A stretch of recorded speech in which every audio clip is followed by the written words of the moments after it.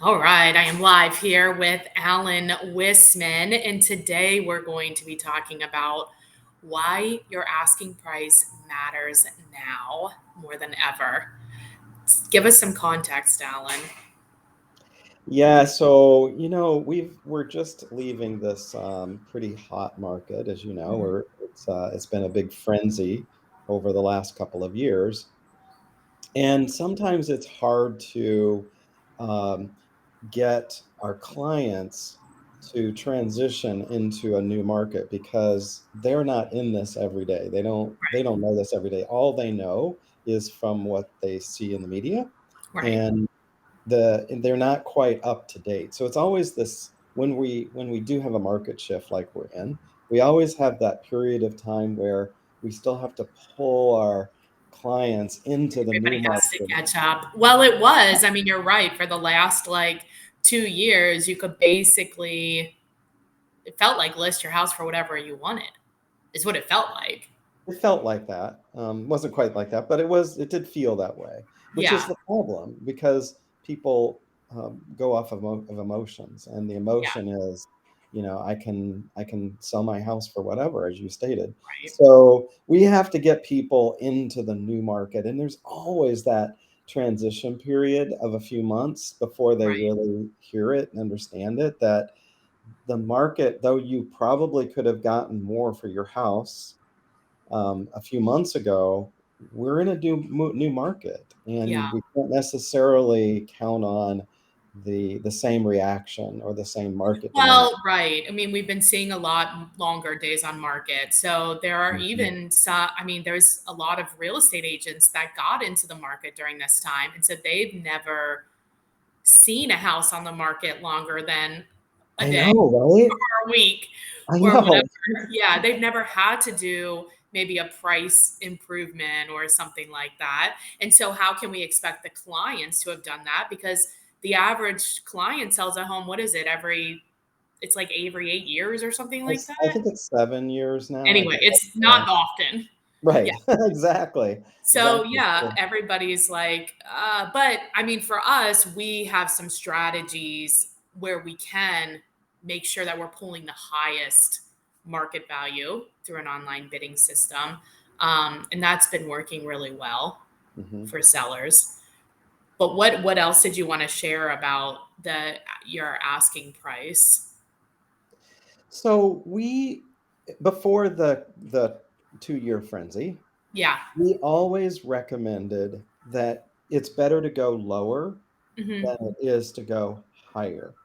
Because if you remember, we used to hear, well, I want to go high because I can always go down. But the Right. problem with that is that not as many people see the house because you're in a new, you're actually looking at a new buyer, a different buyer Yeah. than the buyer that actually could buy the house. So, as you stated in the home bids process, where we put it on drastically low, Hmm. if you're gonna do it in a normal kind of everyday listing, it's better to go lower so that you get as many people looking at the house as you can and get into multiple offers as opposed to sitting on the market for a long time. And we are going to get into that point because as you said, houses are going to stay on the market longer. The time on market's going to extend.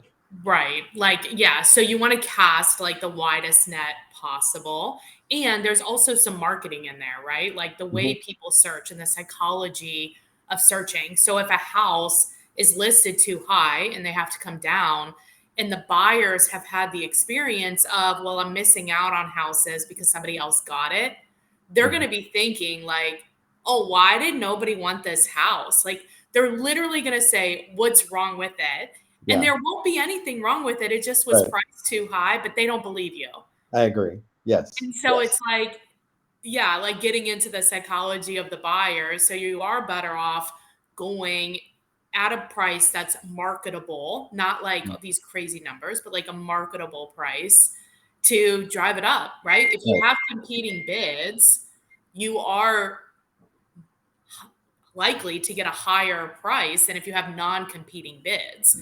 Right. I agree. Yeah. Yeah. Yeah. And the other I guess the challenge that we have as realtors in this market is we price homes based on comparable Yes. properties around the Mhm. neighborhood.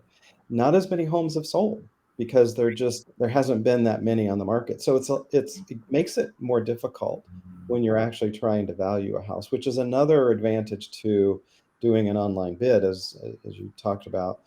If we do an online bid and put it on the market at a lower price and figure out what the market's willing to pay, Right. that's a truer reflection of what the price is going to be than if you just try to value the house yourself. Because it's and an appraiser will tell you this as well. They do this every day, but Right. there's no perfect science. No. There is If no there perfect was, then, other than your 8 ball. yeah, the 8 ball's a perfect science. But if there was, there would be online resources that will tell you what the house is worth. But those are not accurate because, like you stated, buying a house is emotional, selling a house is emotional. So, like, if you have the exact same house, everything's exactly the same except one smells like cat pee, Right. it's going to be worth less. And there is Yes. no way that a computer can. We should, though, have scratch and sniff listing features because, I I've heard mean, you use that before. I think you're right. because that would be crazy. And I think like we should also have this like you have the Oculus. Uh-huh. Yeah, So just like walk what in if the we could house. what's that? Just walk in the house and be able Yeah, where to. you can walk in the house with the Oculus. You I could like love spend the night there. You could smell it. Like, come on, man. We need to invent this. it. Right. COVID technology, Ex- COVID-driven technology. Exactly, exactly. Well, Alan, everybody's situation is different. And we've been in business a long time. And sometimes and we've sold a lot of houses. So oftentimes just having that experience, we can tell what the buyers will pay because we're dealing with buyers and sellers every day, a lot of them throughout a long period of time. There, even though it's emotional, there are a lot of trends, you know. Mhm. If people want to get a hold of you to find out what is maybe a good asking price for their house, they want you to look at their situation. What is the best way to get a hold of you? Yeah, texting or calling is the best way, 513-646-1488. Okay, awesome. Well, thank Yeah. you. Yeah, thank you. See ya. Bye.